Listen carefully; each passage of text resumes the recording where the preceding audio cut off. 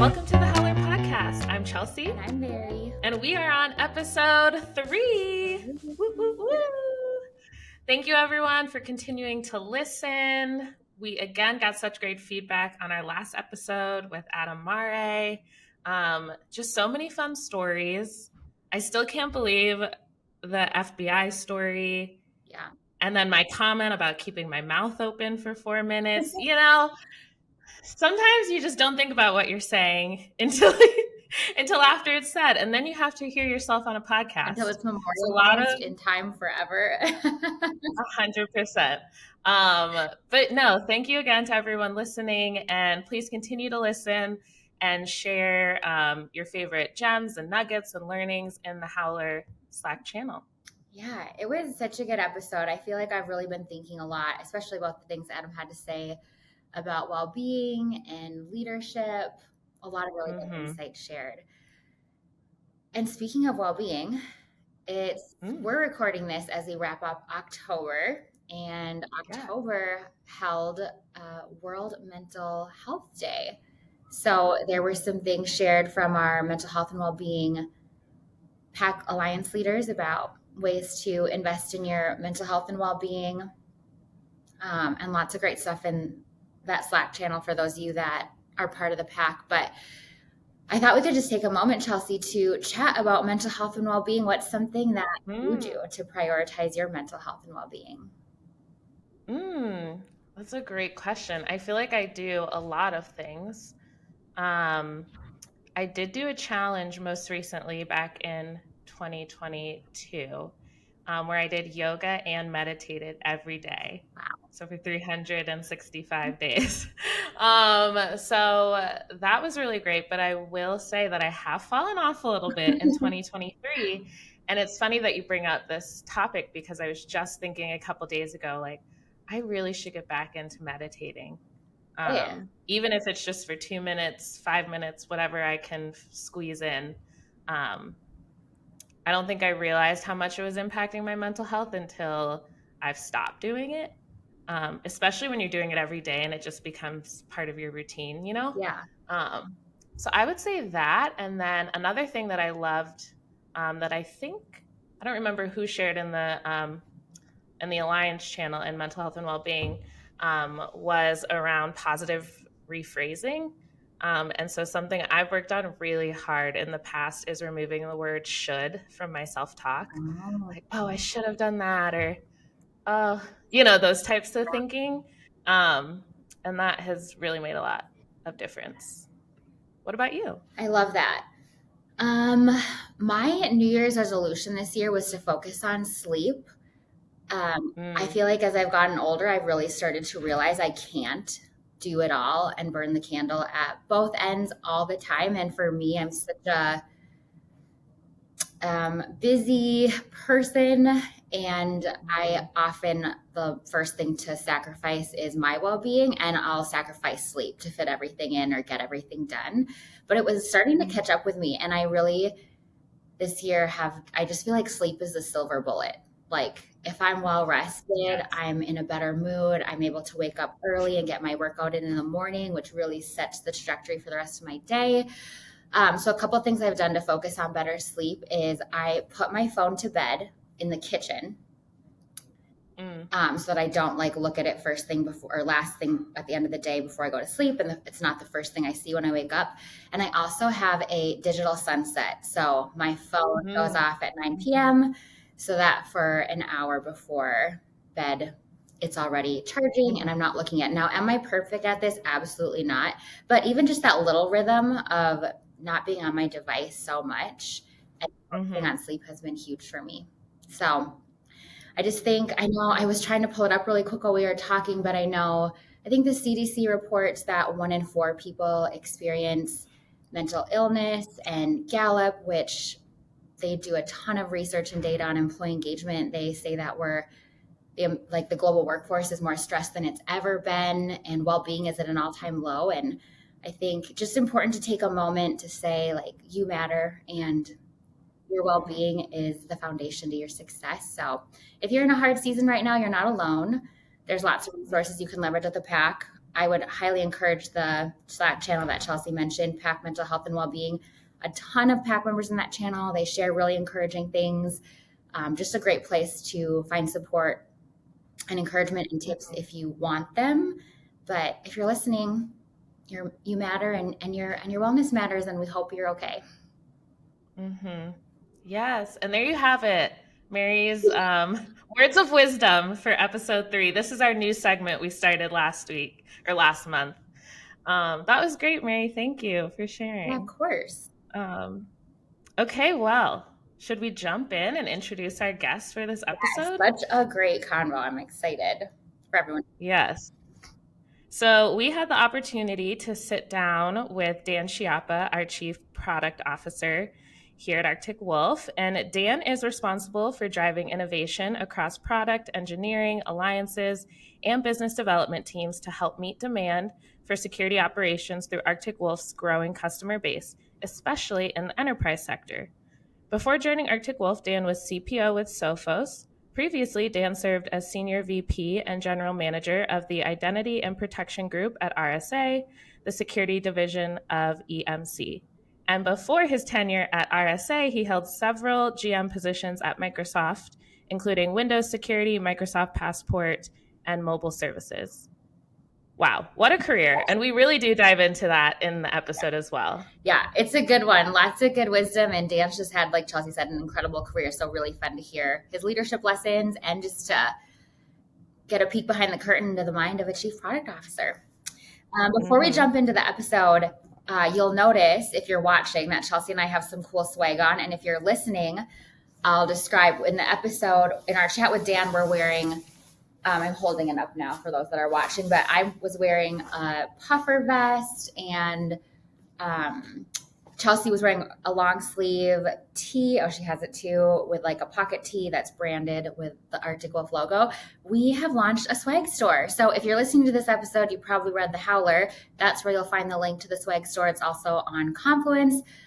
It's a limited time drop, so I think you'll have until the 29th if you want to place any orders of Arctic Wolf swag, but you'll find more details on Confluence. So you all ask all the time, we want to buy more swag. We want to buy it for our family. We want to buy it for ourselves.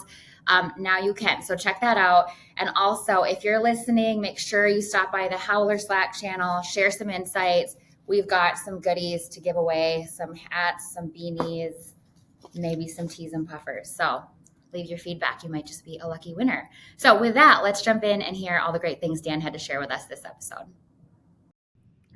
All right. Welcome, Dan. Thank you so much for being here. Happy to be here.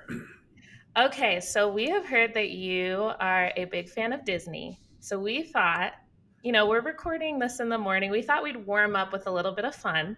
So we are going to test your Disney knowledge with some Disney. We left this off of the pre-podcast note. Sorry, we didn't want you to come prepared. Yes. Yes. To our audience, Dan did not know that this was going to happen. So surprise, surprise. All right. First question. Who was the only Disney main character who didn't talk throughout the entire film? The only Disney main character who didn't talk. Mm-hmm. Wow. Main character. Well, I guess, I don't know. You stumped me on that one. Do you want me to tell you the answer? Sure, yeah. Dumbo. Oh, yeah, geez. Yeah. But see, look, I have a Disney shirt on. You probably can't see the house right there. So I came prepared. Love it. Okay, hopefully you can redeem yourself as we continue on. You got to warm up into it, right? Yeah, I do. Yeah, it's Monday morning. Yeah. Okay, what full-length Disney animated film was only shown in 14 theaters across the globe because of its complicated audio? Oh, wow, man. I'm a Disney expert, but I'm not going to do well in this one. Let's see. So 14 theaters, because if it's complicated audio, I'm going to go, that's probably Fantasia. Ding, ding, ding. Correct. Wow. Yeah, because in 1940, most movie theaters weren't equipped with the sound system needed for the movie. All right. A little redemption. Yes. Everyone knows that Cinderella lost a glass slipper as she left the ball at midnight, but did it fall off of her right foot or her left foot? I'm going to go with, I have no idea, but I got a 50-50 shot. So I'm going to go with the Mhm. right foot. The other one. Yeah, well, there you go. Left foot. Who was the only Disney princess to have brothers? Uh, well, as Merida from, yeah, Correct. yeah, all right. Good Wow. job. Okay, these are about the parks, the last two. What is the name of the excuse me. What is the name of the underground tunnels connecting various areas of the Disney World parks? Utilidor. Yeah.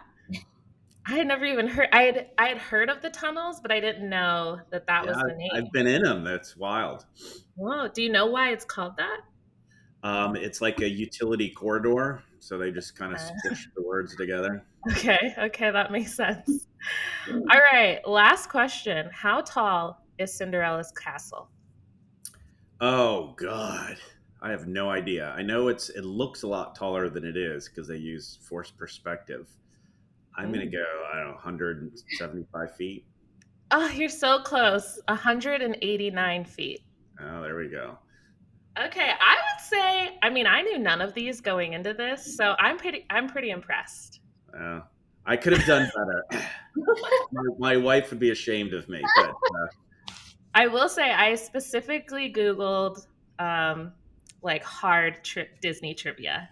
I didn't want to give you the easy stuff, you well, know. look, and even this is my Hollywood Studios coffee mug, so this is unplanned, but I am representing Disney today. Yeah. You do. Okay, well, on that note, I'm curious, like, what do you think has like gives you your love for Disney? Like, is it the innovation or the magic?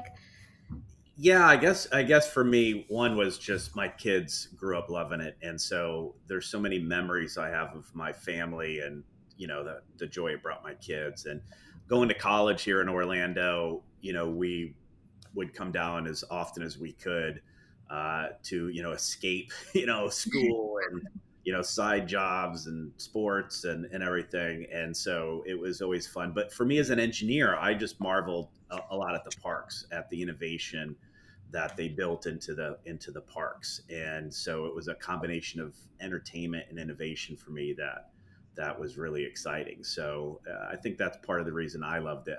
But mostly it was just watching my kids grow up and how they saw it and enjoyed it, and it just always brings back memories of my kids now that they're all grown. Oh, that's so sweet. I will say, I always like to listen to or like Google our podcast guests, our leaders, just to listen to like read articles and listen to some of their podcasts. And one thing I noticed in some of yours is I noticed some language like that was magical to me and some Darth Vader references and stuff. And I kind of loved that influence seeping through in your day to day. Yeah, it's well, I'm a nerd too, so Star Wars will be a big part of my way to relate with people. But yeah, no, it's been a big part of the life, and I literally could leave my house and be at Cinderella's castle in about 15 minutes. So it's Wow. fun. Well, thank you for indulging us in the little Disney segment. Maybe when we bring you back, we'll have to do a Star Wars segment. It There you sounds go. like. Okay, so we want to go back to younger Dan and start off with, did you always have an interest in computers, and what led you to computer science? Yeah, I think as a kid, I always had an interest in what's new and different, and I was kind of the quintessential early adopter. And so, my father worked for IBM, and uh, I played around with some computers early on. I had my first computer ever was a Timex Sinclair, which was a little tiny computer about this big, and it had a keyboard, and on top of the keyboard it had basic programming um, commands, and so you can like learn to program in basic, and you would save it to a cassette tape and play it on a TV. And so I thought that was cool. Eventually graduated, and my dad got me an IBM PC when they first came out, and just the ability to create something Mm-hmm. was fascinating. You could develop something and then see what you created immediately. It was fascinating to me, and I was immediately hooked. Wow. Did you foresee computers, like being around computers and kind of within the industry? Did you foresee computers becoming what they are now, and like cell phones and all those sorts of things? I did actually. So I mean, I just being an early adopter of Hmm. that, I knew the power that the PC had and how it could change the world. And then later, back in 2005, I was doing a project at Microsoft called Project Zeno, and this was at the direction of Bill Gates, and we were trying to project 10 years into the future, which would have been circa 2015, and what the world was going to look like and what we needed to do to secure that. And we nailed, and it wasn't just me, it was like a whole collection of really smart people, um, but we nailed the prediction, of the smartphone really being the center of the individual's universe, adapting to a car interface, adapting to a PC interface, Hmm. computer in your hand, and location awareness and all that stuff like that. So yeah, I kind of saw how this was going to change the world. And I think, this, the mobile phone in particular, a lot for good, a lot for bad. But in general, it's, I think we're always evolving technologically. And, when you get a chance to be hands-on to something that's early stage, you can kind of fantasize and envision about what it's going to do to change the world.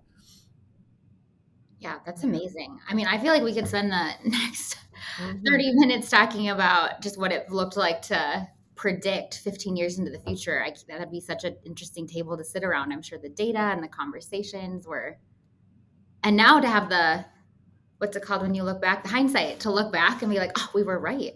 Yeah. Yeah, well, it was surprising. We had futurists come in. We had a bunch of smart people at Microsoft kind of projecting too, and we nailed it pretty good. I would say the one thing we missed is we thought there would be more what we were calling mesh networking, where people would leave some bandwidth on their home routers and create a mesh. So as you're walking through an urban environment, you're basically picking up Wi-Fi signal from other people's routers. That's probably the only thing we missed. But with 5G, you ended up having ubiquitous, broadband connectivity anyway. So the rest of the scenarios played out. But it was a fun project. It was really a fun project. Yeah, Hmm. so cool. Well, so little Dan loved computers, saw the power they had, wanted to pursue it. You go to school for, was it computer science? Yep. Okay, and then we were just perusing your LinkedIn, and we saw that 4 years into your career, you end up as a VP of business development. Tell us, like, being in leadership at such a young age and so early in your career, looking back, like, what set you up to make such a huge like jump into leadership so early, and B, looking back, what did you learn from that? Yeah, I think I got lucky. Again, this goes back to kind of being on the cutting edge. So when I worked at Oracle, a couple of jobs before that, I was working in the emerging technologies group, which was all around interactive television, which was kind of the predecessor to the internet. And just because it was such a new field and a new market, just being involved alone just allowed me to show technical leadership and be able to kind of end up leading teams. So I was only, my second year into that job, I was managing a pretty big team of folks, and we were doing really incredible innovation stuff that, frankly, the internet still hasn't delivered. And then when I moved into Informix, I moved into an architect role, and I was building out an architecture for an object relational database. And we decided that M&A was going to be a route to help expedite that. So I got put on loan to the corp dev team to go find technical targets, and along that way I got introduced to looking at their business plans and their P&Ls and like a lot of the financial stuff, and I really enjoyed that. So I went out and bought the Harvard Portable MBA series. It's like it would take up a full bookshelf, and I read every single one of them front to back, and tried to educate myself on that without taking the time off to go back to school. And I met an entrepreneur through that process who then started a company, and he brought me in to kind of lead the strategic and business development side. And so, and for me, it was a great opportunity to balance my technical capabilities with business capabilities. And if you peruse my LinkedIn, you'll see that's kind of stayed a trend for the rest of my career. And so, Yeah. I had a lot of fun doing that job. The company ended up being sold to Kodak in a pretty nice transaction. So it was a fun period. The Harvard MBA curriculum, what was the most challenging content to learn from it? That's a great question. To me, it was the counting. Like a lot of the other more, theoretical stuff was easy to consume, but actually understanding the accounting principles was harder to do. And I took all the little tests in the book to make sure I was grokking stuff. And I've long since forgotten all of it, but at the time it was great. I love to try and continuously educate myself on things like that. I think that's why I love cyber, because it's just a market that you can never rest. You always have to continuously educate yourself. Yeah, absolutely. What about from the leadership side? You're managing tons of people early on in your career. You're reading the Harvard MBA curriculum, and I feel like often you can read so much about leadership, but then when it comes to doing it, it can be a lot harder said than done. Any Yeah, lessons I think from that? Yeah, I think for me, I probably learned more about leadership through my athletic endeavors than I did through anything else. So I think you learn how to build a team, build a good team, how to rally a team, how to make a team feel that they're capable of doing more than maybe they think they are. And I think I learned a lot from that. I think along the way, you had leaders that you wanted to emulate, and you also had some leaders that you didn't want to emulate. You learn what bad leadership looks like, and so for me, I also always tried to seek out mentors, that people I did want to emulate and who inspired me, and try and learn as much as I can from them. And in many cases too, that was people I never met. I just found somebody that I thought was a great leader. I wanted to learn a little bit more about him. I'd read their biography, read their story, and learn a lot that way. And then, like many people, I have read a lot of books on leadership, and the more I read through it, as somebody who again grew up with athletics, it seemed common sense to me in a lot of ways, but it's still always good to get different perspectives. Okay, that was great. Now we are going to take a really short break and hear a recent win from our sales team. Hey guys, my name's Jody, one of the account team here in the UK. Was asked to talk about a win we had back in the summer. We could write a book on this one. Happy to see this logo finally come in. The customer certainly made his work for it over a 12-month sales cycle. Firstly, thanks to Daphne, our SDR, for the initial find and the introduction back in mid-2022. We initially met with the head of infrastructure. He received our initial pitch really well and was quite concerned about the amount of cyber risk across an attack surface that spanned the globe, but was unable to articulate the commercial proposition to the very senior management team at the organisation. But we kept in contact, and fast forward a few months, pace was injected with a trusted partner who knew our contacts. But more importantly, it coincided with an old working relation, a new contact starting, who's going to be the face of global IT ops. So he critically became our executive sponsor. So armed with both the technical and commercial champions, the project started to receive senior visibility. We further increased urgency when Rich Fenton presented an external vulnerability assessment, which alarmed the customer greatly. An unpatched Exchange server facing the internet and usernames and passwords on the dark web is going to do that. So that motivated the customer to work with us to build a business case. Well, would you believe it, shortly after the global head of IT handed in his notice. So there was a lot of to and fro, but fast forward again, a large tender response, thanks again to Rich. We're truly getting adept at these.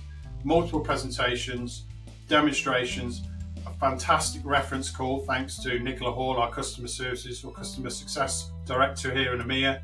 And then we were summoned before their procurement director, who used every old school tactic under the sun to keep the deal competitive and try and extract a deal that they felt was best for those guys. We secured the deal based on them extending from MDR only to MDR and MR, and closing it into the quarter that we wanted it to. They say never win or lose alone, and the extended team at Arctic Wolf really played a part in that. So very proud of this one, but certainly one of those deals you're glad to see finally get over the line. You were just mentioning, seeking out mentors, reading books, different leaders that have influenced your leadership philosophies. Can you recall any of those books or leaders off the top of your head that you could share with the audience? Yeah, I mean, my favorite leadership book, and I've given this to many people as a gift, is a book by Ken Blanchard called The Leadership Pill. You can read it in maybe an hour. It's a very short book. If you're familiar with Ken Blanchard, he writes leadership and business books that are driven by a story, and they're very short. There's not a lot of pomp and circumstance around him, so he gets to the point through the story very well. The story was about, is somebody basically a born leader? Can they take a pill and become a leader? And it's a fascinating story about leadership. And to me, it hit home. And I do think there is an element to, some people are just natural leaders, but I do think some people can learn to be better leaders. And that's kind of what that book was about. So I on the bookshelves behind me, I probably have 5 copies of them sitting on the shelves there, just in case I want to hand them out to folks. But it was a really impactful book for me. Yeah. Okay. I have written it down and I will look it up. So you said you learned a lot of your leadership lessons from sports. And then, as Mary mentioned, you've held a lot of different leadership positions in your career: CEO, CPO, general manager. So how has your philosophies changed from sports to now here at Arctic Wolf? How have your leadership philosophies changed? Yeah, I think methods change with the times, and I think as a Gen Xer, I think we were a little more accustomed to tough love than I think is appropriate today. I always tell the story. My high school football coach was the coach at Army, so he was like a pretty hardcore guy, and he would hit us and he would berate us, and we didn't care because he was from his era. That's kind of how you built strong men, and that's not going to fly today, right? You can't do those things today. And so that's part of leadership, is adapting to the team you have, adapting to what's capable in the times. And so I think today, you made reference earlier, Mary, about my Darth Vader references. I always teach people leadership. There's a time to be Yoda, and there's a time to be Darth Vader. And the default is Yoda. The default is coaching, inspiring, making people believe. And then every once in a while, the red lightsaber does have to come out. So you do have to make sure people are accountable and executing and stuff like that. But that's not the default. And I think back years ago when I was younger, I think it might have been Darth Vader was the default and Yoda was the exception. And I'm much more of a Yoda guy anyway. Like I love, trying to inspire people and motivate people. And so I think that's kind of how things have changed over time. Mm-hmm. Yeah. Oh, go ahead, Chelsea. Oh, I was just going to ask, as you've moved along your career, has it become more clear to you? You said Yoda is the default. Is it very clear to you now when you need to be Darth Vader, or is there still that moment where it's like, which path should I take today for this situation? I think if I have a lot of people say, well, what's the one critique of you? I think I may actually Yoda too long sometimes. You Yoda too hard. I Yoda too hard, and so, but I think you certainly want to give everyone an opportunity to grow. And Darth Vader doesn't mean you cut their head off. It just means sometimes you have to kind of be a little more dictatorial about a direction as opposed to try and guide people there. I think by default, what a leader wants to do is get people to want to join them, want to kind of charge the hill, or whatever analogy you want to use. And sometimes, you do have to say, look, I've been through this. I have the experience. We are going to do this, whether you like it or not. And that is the rare occasion. I think it's better to get the teams rallied around you. But I think I probably Yoda longer than I should in some occasions, but I would rather do that than, be Darth Vader too early. Mm-hmm. Well, it makes me think of last month we had Adam Mari on the podcast, and he talked very similar about how it's so important as a leader that you're providing positive and the coaching and here's all the amazing things you're doing at a greater rate than the critical feedback. just because while the critical or constructive feedback is important, like we can't just assume that people know they're doing great, but like reinforcing it. So I feel like very similar of like making sure Yoda is there and present and coaching. And you've said multiple times, even just in this conversation, of helping people believe they can do more than they're capable of and believing in bigger. What's your favorite way to do that? Or what are some of your methods of encouraging people to reach for more than maybe they think they're capable of? Yeah, I think you always have to, whenever you're coaching or giving them, constructive criticism or whatever, you have to end with, the inspirational, and I know you can do it. I believe in you and stuff like that. Cause everyone, uh, nobody really wants to hear from any, oh yeah, I could have done better at this. Like everyone that, hopefully that impacts everyone a little bit. But when your leader says, but I know you can do it and I believe in you, it kind of gives you that, all right, good. They believe in me, then, I should believe in me. And again, it goes back to growing up in sports. I had a baseball coach who frankly didn't know a whole lot about baseball, but he knew how to make me feel like I was better than I was. And as a result, I think I became better than I probably was. And that's what you need to do with everybody. You need to coach them, help them understand what they could have done better, but let them know that you have faith and believe that they can do it.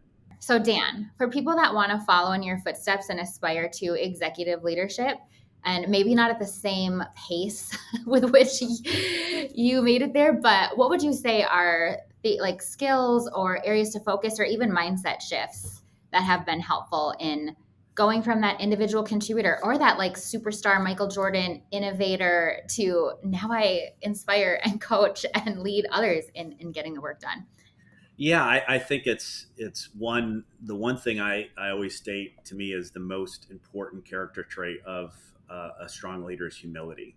And humility can take many forms. One is, certainly we're all going to make mistakes. I'll make several today, I'm sure, but understanding that you've made a mistake, trying to learn from it. And the first step in learning is acknowledging, and then being able to learn and adapt. And, I try and encourage my teams. I want you to make mistakes because if you're probably not making mistakes, you're not pushing hard enough. And it's okay to make some mistakes, as long as you use it as a learning opportunity. So humility plays a huge role in that. That also means you don't know everything. So you build good teams of people who do know things that you may not know. So I always like to say, when I sit at my staff meeting, I'm hoping I'm the dumbest person there because I want to surround myself with really intelligent people. So as you may have heard, I love to learn from the people around me. And that doesn't just mean from people more senior to me. It means from everybody.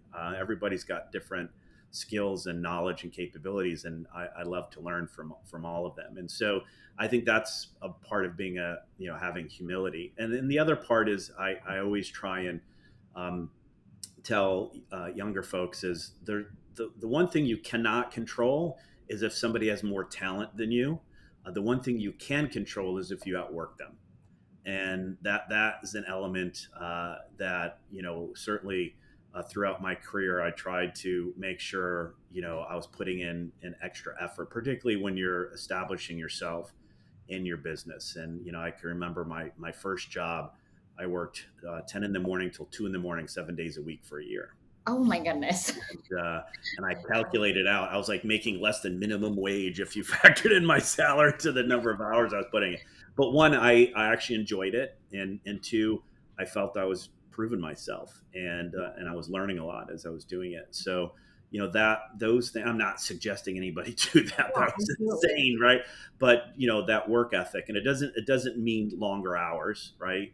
It just means, just working hard and doing what you need to do. I think that's something, again, a trait I've learned through athletics is, you may have an opponent who's better than you in talent, but if you outwork them, sometimes you can still, overachieve. Mm-hmm. Yeah, that's so funny, Dan. As you were talking, I was literally going to say, you can just hear the athlete in you. Like the idea of like, you can't control if someone has more talent, but what you can do is outwork them. Like I can hear a coach telling me that right now. So I love that. Great. Well, segue though to like talking about wellness and mental health. That's a huge aspect of it. And, everybody handles stress and mental health differently. For me, it is working out and doing things athletically.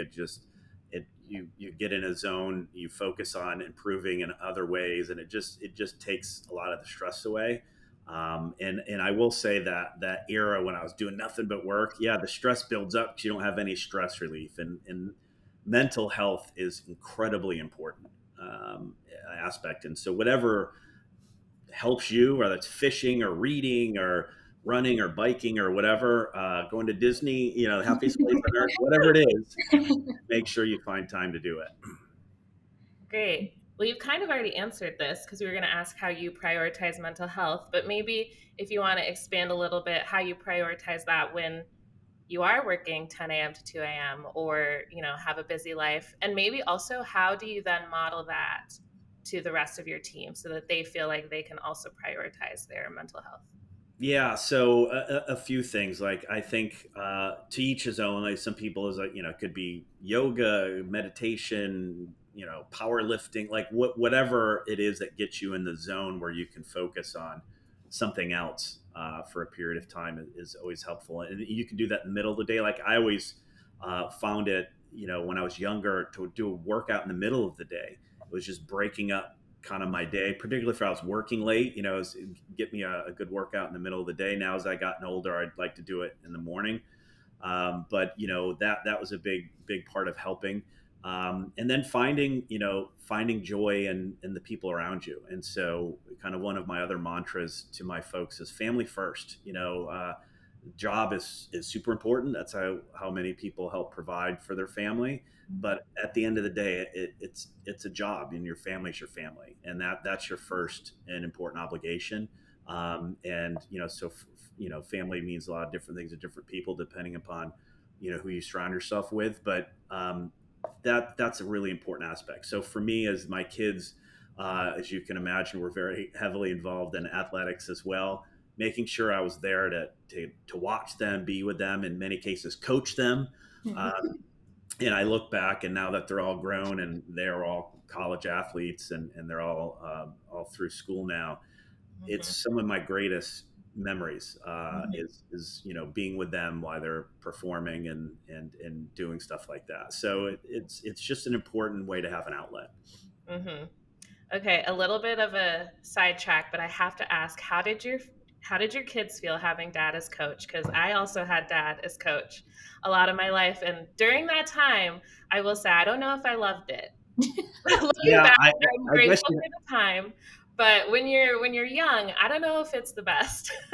I guess you'd have to ask them that question. But I think they enjoyed it because, it's just, great time to have, dad around as well. And, I think, in youth sports too, unfortunately, sometimes a lot of people coach who don't know what they're doing. So I think, hopefully I was actually a good coach on top of it. But it was just a good time for us to spend time together. In fact, if you hear any complaints from my kids, it's that I didn't coach enough of their sports. My youngest daughter's like, you didn't coach my softball team, and stuff like that. So hopefully that's a good sign that they enjoyed it. Yes, that's so good. I love that. And I was thinking too, when you were talking about like prioritizing family and how you did make sure that you got to coach your kids and be there. But you also had that season of working 10 a.m. to 2 a.m., right? Yeah, I didn't have kids then. Right. Someone that's listening that's like, oh my gosh, how can I, I'm so overwhelmed by that. I was just thinking there's a season for things. And sometimes there is a season to grind it out and set a really strong foundation for what's next. But also there's seasons for more balance, right? It's not, you haven't worked 10 a.m. to 2 p.m. your entire career to be. No. That was early days. But I'll give you a great example. So when I was at Microsoft, I actually coached like a high school football team, like a freshman football team.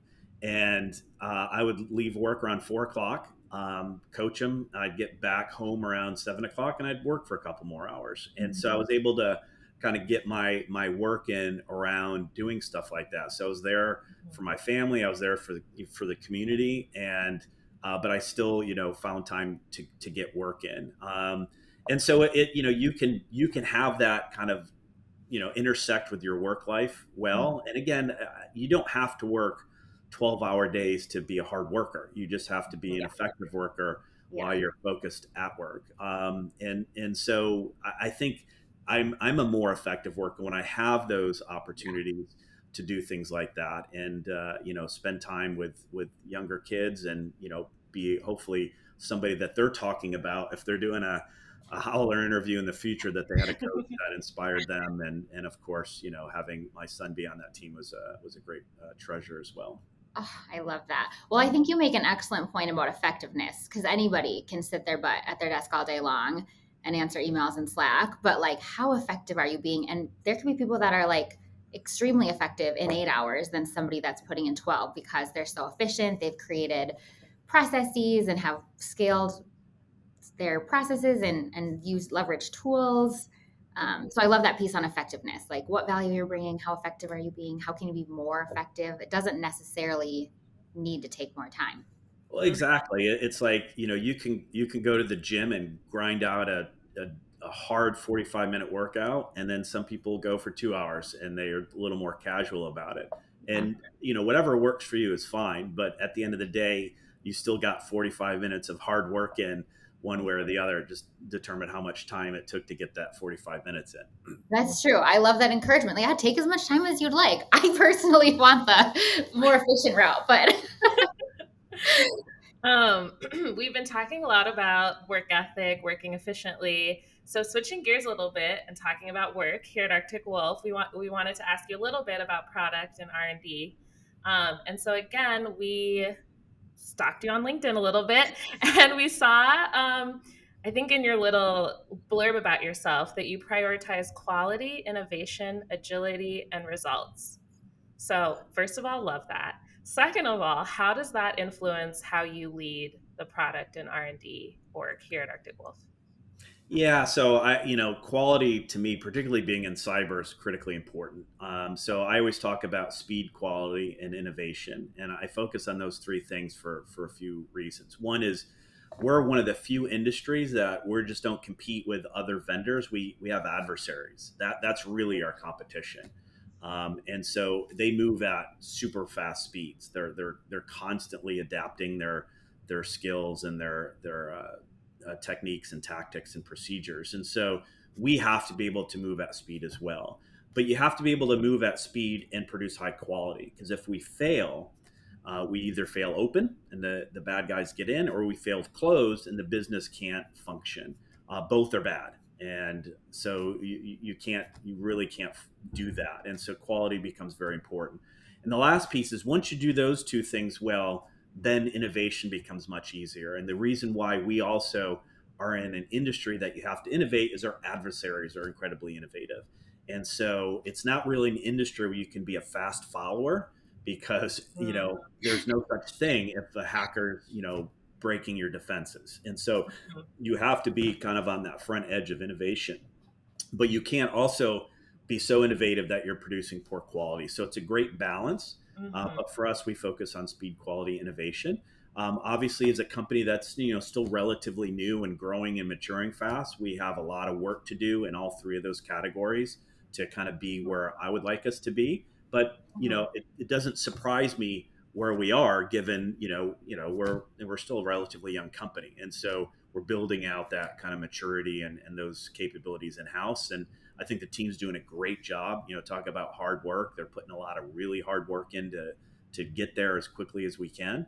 And it's a tough task to improve in all three of those categories, but I see the team doing it, so I'm really encouraged. that was great. We're going to take a quick pause right now to hear a security win from one of our security services pack members. Hello, everybody. My name's Christian Mineski.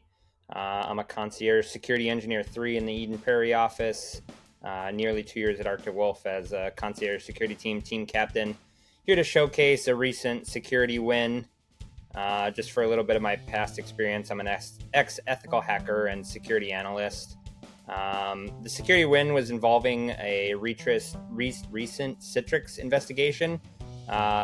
Arctic Wolf in July and October put out a security bulletin on 2 major vulnerabilities in Citrix NetScaler. A threat actor was able to gain internal access to a customer environment using a Citrix NetScaler breach.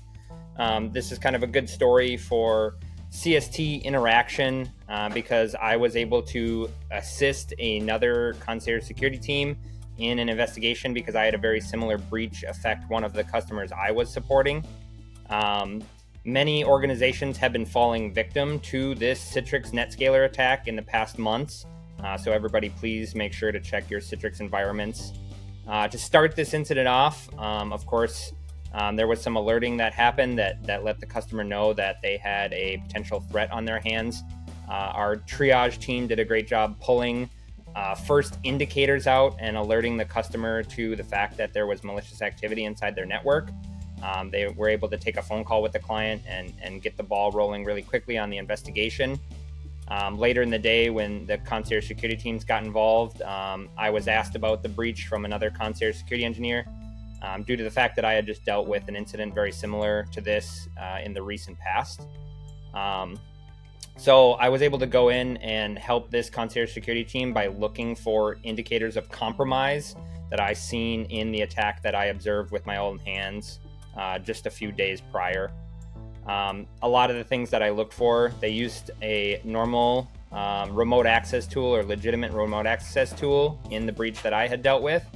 So I was able to build some information and gather that and share that with the concierge security team to see that there was some attempts to install legitimate remote access tools in their environment. We also were able to enable a rule to look for disabling of antivirus in that customer's environment, because it was another indicator I had seen in the breach prior that actually tipped us off to the threat actor in the environment I had investigated. We were also able to, gather all this information kind of after hours, which helped prepare the concierge security team I was supporting due to the fact they had an early morning meeting the next day, and we were able to prep all the information they needed to share with the customer and make sure they had everything they needed for the investigation going forward. A huge thing that Arctic Wolf can do to support our customers is having that cross-team collaboration, because everyone knows that no one in the Arctic Wolf industry is proficient at knowing everything. And so when our teams get together and share information, it makes our service just that much stronger. Thanks, everybody. Yeah, and I'm just thinking a little bit, we had Adam Mari on last month. And then Mary and I were actually working a career booth and chatting with some of our friends in S2, and they were just telling us different stories, different hacks and things. And to your point about we are fighting adversaries, it's like a really stressful job. Like, how are you staying calm knowing that the work and the products that you all need to develop and at the pace that you need to develop them at, is so important, obviously, to the work that we're doing and to keeping everyone safe and secure. That's not an easy task, obviously. No, it's not, and there is certainly stress involved. But when you think about the mission, our company's mission of ending cyber risk, I mean that's all you need to get you going and get you motivated to continue to do it. Is we're not just trying to produce a better product to help efficient whatever business operations. We're protecting people's livelihoods, Right. and if you can't get excited and motivated around that mission, I don't know what you can get excited about. And we're great technologists. We're out there innovating. We're growing our business, but we're also helping other people grow their businesses and protect their businesses and protect their livelihoods. And I can't think of a better mission than that. Yeah, agreed. Yeah. Very compelling, and also, if you love learning and solving challenges, what a cool job to be in. You're creating the future. You're getting to innovate. You're fighting the bad guys and gals. Yeah. Once I got, a taste of cyber, I was hooked. And for those reasons, if you're an early adopter, kind of innovative type person, you just have to love this industry because you can't afford to not be. And it's the fastest way to be obsolete in our industry is to not innovate. And so it's one of those environments. It's one of those industries that just really gets me excited. Well, I know hindsight's 2020, but looking back, I feel like you were made for this career. Just the fact that you, out of your own volition, bought the MBA curriculum and read through all of it. Just like it seems you've always been a voracious learner and wanting to continuously learn and solve challenges and have always been an early adopter. It seems like this was just like a field made for you, and we couldn't have a better person leading our R&D and product organization. Well, I appreciate that. I think it's, I'm pretty proud of the team we have now and what we're achieving. And, the only way we'll be successful is as a team. And it's not just my team, the help and support we get from other parts of the organization to help us prioritize, guide us, give us feedback, review what we're doing. The SE organization and Lane's the best SE leader in the industry. And so we get so much help from him and the marketing group and the go-to-market team and the sales. Like it's such a great, like we are a pack. Yeah. And you can think it's corny with all the howling, but it's real. It's like it's real. Like the feeling that we're in this together and we're here to help each other is real. And I've never felt it this deeply at any other company I've worked for. And so the success that we'll have in our team is really going to be because of the help of everybody outside of our team as well. Mm-hmm. We are people. I was about to say, like, we're people experience. We would never think that's corny. We're all in. Well, you have to admit, you talk to people who come to the first, Arctic, onboarding, and they got a hull at the end, and you can see the looks on people. Yeah. Are we really going to do this? And now, 2 months later, everyone's howling like crazy. It's a really cool culture that we have here, and I've never seen anywhere else. We wanted to ask you, leading the product and R&D team, what is one of the biggest challenges for your team right now? And then what is a recent accomplishment that you are most proud of? Yeah, so I think one of the biggest challenges we have, and I think many companies have this too, is how quickly can we continue to grow our AI capabilities? So in cyber, AI has been a big part of both offensive and defensive tactics for a long time. And it's hit kind of a different level now with generative AI and just the investment that we're seeing across the globe. And so for us, it's like, how can we continue to grow as fast as we can? We've tripled the size of our team in the last 18 months, and we want to triple it again. And so we got to keep growing, and you got to find the right talent, and you got to build out the right infrastructure to leverage what they're doing. So it's a big effort, but it's a challenge that we have to accept. Excuse me, and I think it's a challenge that as an industry we're going to all be signing up for. So I think that's probably the biggest challenge.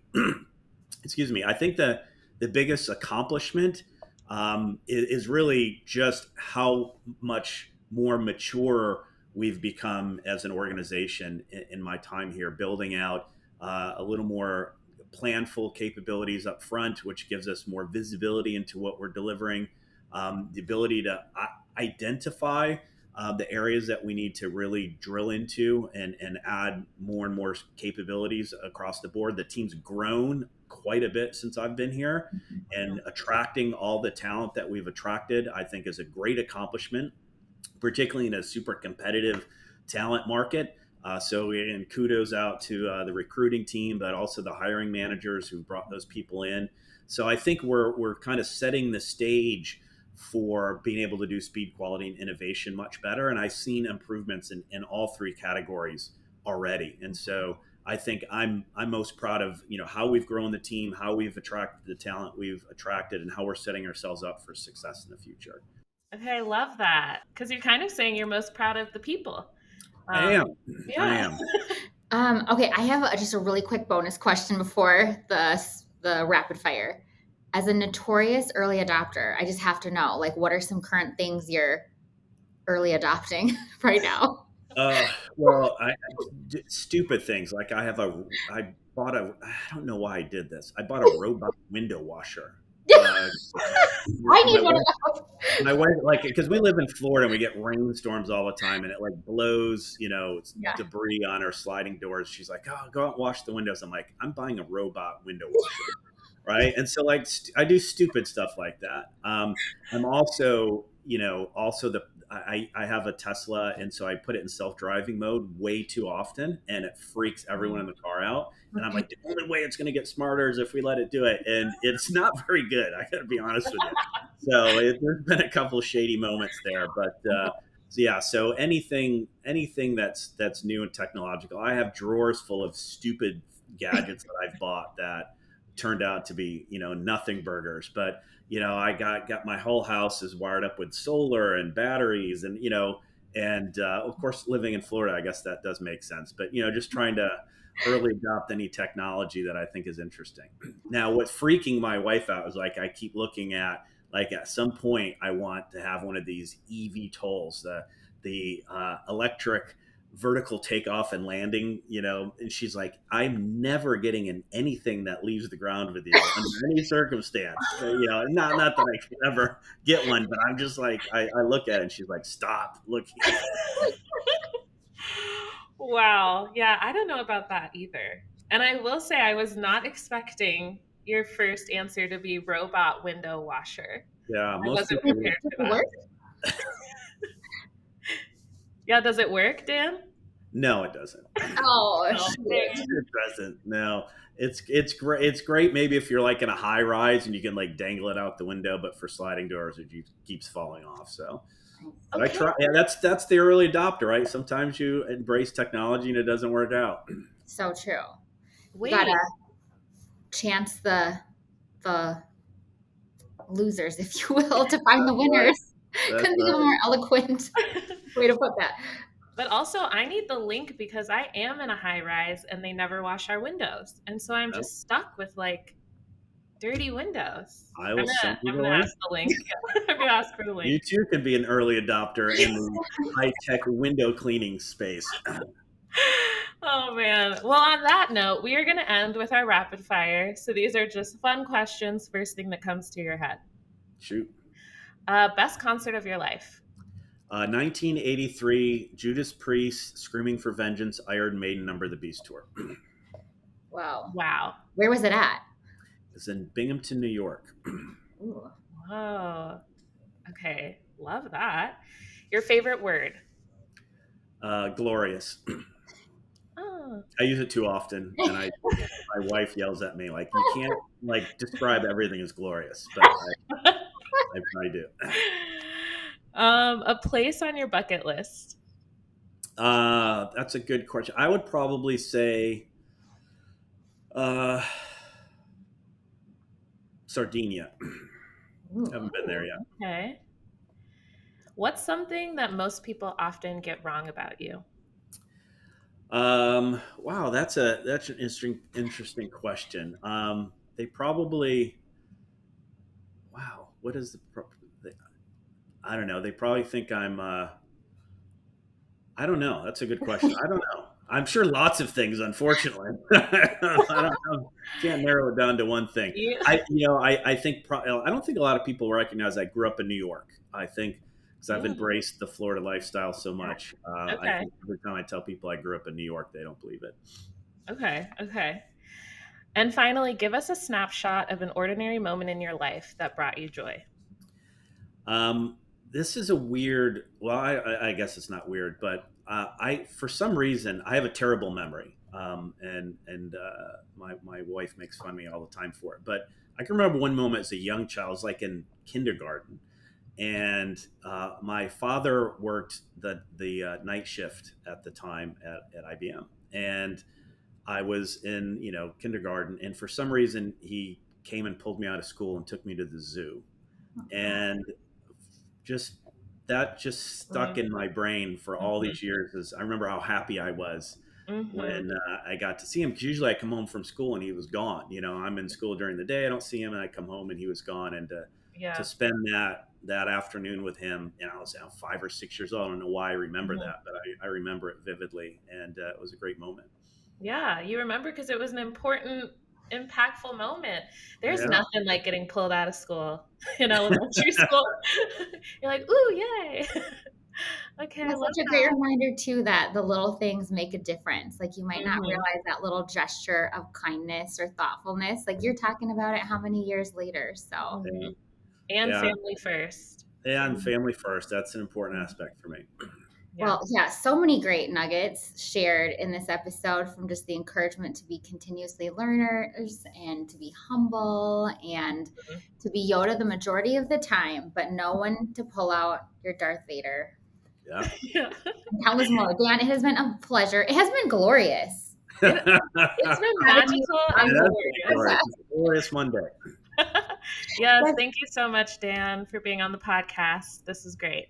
Thank you for having me. I appreciate it. All right, that was such a great conversation with Dan. Just like every other guest we've had, I feel like it could have been an hour longer. I mean, we could have had a podcast just on Disney trivia, and I would have been happy.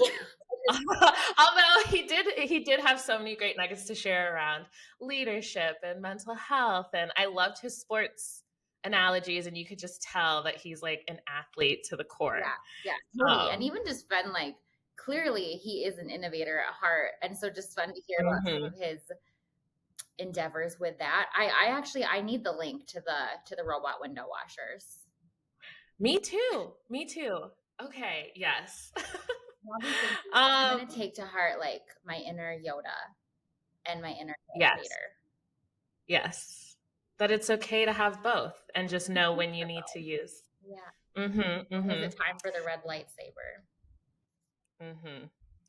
Well, yes, thank you again for listening. And just a reminder to join the Howler Slack channel and share your thoughts. We would love to hear them.